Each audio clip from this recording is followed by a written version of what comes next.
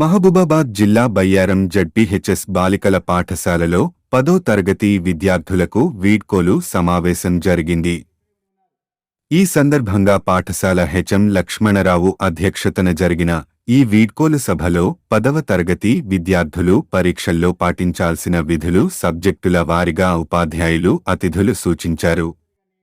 అనంతరం విద్యార్థులు సాంస్కృతిక కార్యక్రమాలు పలువురిని అలరించాయి.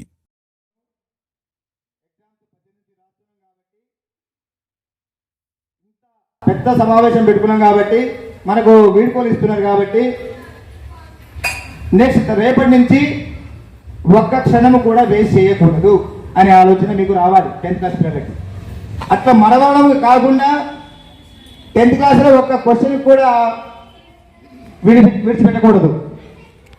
ప్రతి క్వశ్చన్కి అటెంప్ట్ చేయాలి. మీకు సలహాలు సూచనలు ఇప్పుడు సబ్జెక్ట్ టీచర్ ఇస్తారు. అదేవిధంగా రేపటి నుంచి క్లాస్ వైజ్ సబ్జెక్ట్ వైజ్ తప్పనిసరిగా మీకు అడ్వైజ్ ఇస్తారు. కాబట్టి చేసుకుంటున్నాను ఇంటర్ చదివిన తర్వాత ఇంటర్ అయిపోయిన తర్వాత డిగ్రీ ఫస్ట్ ఇయర్లో జాయిన్ అవుతా అంటే ఎందుకు ఇప్పటివరకు 18 ఏళ్ళు వచ్చింది ఆడపిల్లకి ఇప్పటిదా చదివించడం ఎక్కువ పెళ్లి చేసుకుంటే ఏంటి అని మా చిన్న తాత నాన్న పిల్లలు ఉంటారు కదా పెద్దోళ్ళు వాళ్ళు వెంటబడేవాళ్ళు మా నాన్నమ్మ. అయినప్పటికి కూడా నేనేం చేసేదంటే కొంచెం వెల్విషింగ్ కోరుకునే వాళ్ళు ఒకరిద్దరు ఉంటారు.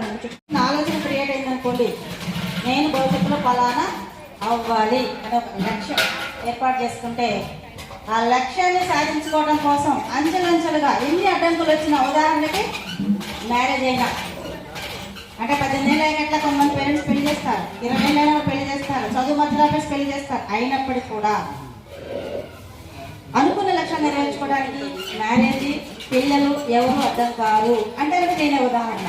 ఎందుకంటే ప్రైవేట్ స్కూల్లో 1 ఇయర్ టీచర్గా పనిచేసుకుంటూ ఇంటి దగ్గర మార్నింగ్ హోమ్ ట్యూషన్ చెప్పుకుంటూ డిఎస్సి ప్రిపేర్ అయ్యి గవర్నమెంట్ జాబ్ అయితే హై స్కూల్కి సంబంధించిన జాబ్ను కొట్టగలిగా. నాకు దగ్గర 25 సంవత్సరాలు పడుతుంది. అంటే ఈ ఉద్యోగం సాధించుకోవడానికి మన జీవితాన్ని 25 సంవత్సరాలు కేటాయించుకుంటే మిగిలిన జీవితంలో ఎంజాయ్గా హ్యాపీగా అనుకున్నది సంతృప్తిని కూడా పొందే శేష జీవితం మిగిలిపోతుంది మన దగ్గర. అంటే మిగిలిన జీవితం అంతా కూడా హ్యాపీగా ఉండొచ్చు.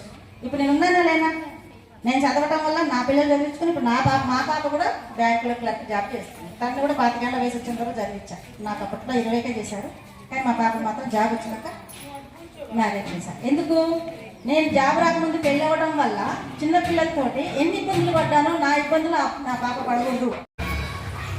పేజీకి కనీసం 16 నుంచి 18 లైన్ల వరకు వచ్చేటట్టు రాయి. ఎప్పుడు కూడా ఒక 10 లైన్లో 5 లైన్లో పెద్ద గ్యాప్ ఇచ్చుకుంటూ మాత్రం రాయబాకండి. 16 నుంచి 18 లైన్ల వరకు ఒక పేజీ నీట్గా కుదిర్చి రాయండి, కొట్టుగతులు ఉండొద్దు. నెక్స్ట్ ఒక ఆన్సర్ రాసిన తర్వాత మళ్ళీ నెక్స్ట్ ఆన్సర్కి వెళ్ళేటప్పుడు టైం అంతా గీతలు తీసుకుంటే కొంతమంది టైం వేస్ట్ చేస్తూ ఉంటారు. ఫస్ట్ ఎడిషన్ వరకు మాత్రమే టైం సరిపోతుంది, తర్వాత టైం సరిపోకపోవడంతో ఆ గీతలు గీత టైం ఉండదు. ఈ రైట్ సైడ్ కొంత ప్లేస్ వదిలిపెట్టుకుంటూ మళ్ళీ నెక్స్ట్ లైన్కి రండి. కింద కూడా ఒక మార్జిన్ మందం ప్లేస్ వదిలిపెట్టి నెక్స్ట్ పేజ్లోకి వెళ్ళిపోండి. పైన కూడా మీరు ట్యాగ్ కడతారు కదా దారం, ఆ పైన కూడా ఒక స్కేల్ మందం ప్లేస్ వదిలిపెట్టుకుంటూ మీరు ప్లాన్ ప్రకారం రాసుకుంటూ వెళ్ళండి. మ్యాథ్స్ ఎగ్జామ్ విషయానికి వస్తే మాత్రం ఖచ్చితంగా రైట్ సైడ్ మార్జిన్ ఎక్కువగా కొట్టండి. లెఫ్ట్ సైడ్ మార్జిన్ స్కేల్ మందం కొడితే క్వశ్చన్ నెంబర్ కరెక్ట్గా వేస్తే అక్కడ మార్కులు వేసుకుంటారు, టోటల్ వేసుకుంటే ఈజీగా ఉంటుంది. రైట్ సైడ్ మార్జిన్ ఎక్కువగా కొడితే ఎక్కడైతే ఏ లెక్క చేస్తున్నారో దానికి సంబంధించిన రఫ్ వర్క్ అక్కడే చేశారనుకోండి ఫుల్ మార్క్స్. 9వ తరగతి విద్యార్థులు 10వ తరగతి విద్యార్థులకు వీడ్కోల్ పాట ఉంది.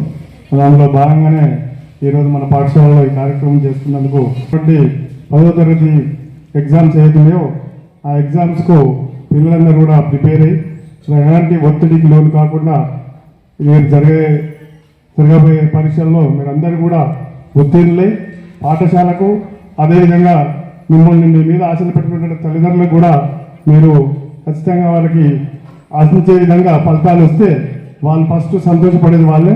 మరి వాళ్ళకు మీరు ఏ విధంగా అనేది రేపు రాబోయే రోజుల్లో మరి రాసే పరీక్షల్లో ఉంటుంది. అయితే ఒకటే సార్ చెప్పాడు, మరి స్కూల్లో విశాలమైన స్కూల్ కాకపోవచ్చు కానీ ఈ స్కూల్ ఇది, దీంట్లో ఇబ్బంది పడేది ఏం లేదు. కాకపోతే కొన్ని ఇబ్బందులు ఏంటంటే ఆటస్థలం క్రీడాస్థలం లేకపోవడం అనేది చాలా ఇబ్బంది.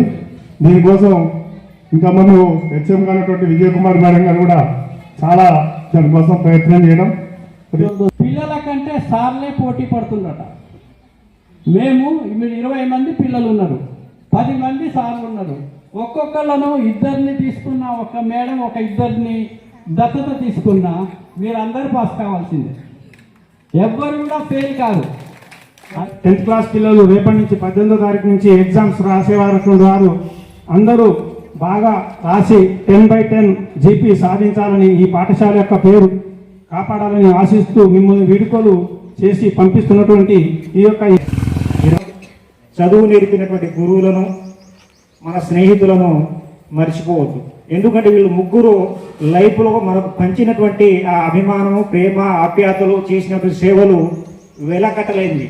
మన దగ్గర ఎన్ని కోట్లున్నా వాళ్ళు పంచినటువంటి వాటిని మనం డబ్బులు పెట్టి కొనుక్కోలేము.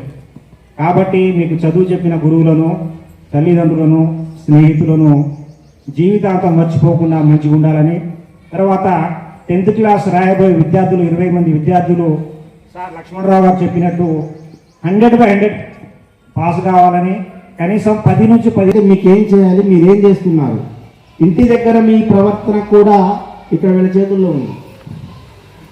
పాఠశాలలో పనిచేస్తున్న మేడమ్స్ అందరి దగ్గర కూడా మీ యొక్క సమాచారం ఉంది, మీ ప్రవర్తన కానీ దానికి సంబంధించి కూడా మీకు కొన్ని గైడ్లైన్స్ ఇస్తుంటారు. ఇంటర్మీడియట్కి వెళ్తే ఆ రకమైన గైడ్లైన్స్ ఉండదు. సెల్ఫ్ గైడ్లైన్స్ అనేది చాలా ఇంపార్టెంట్.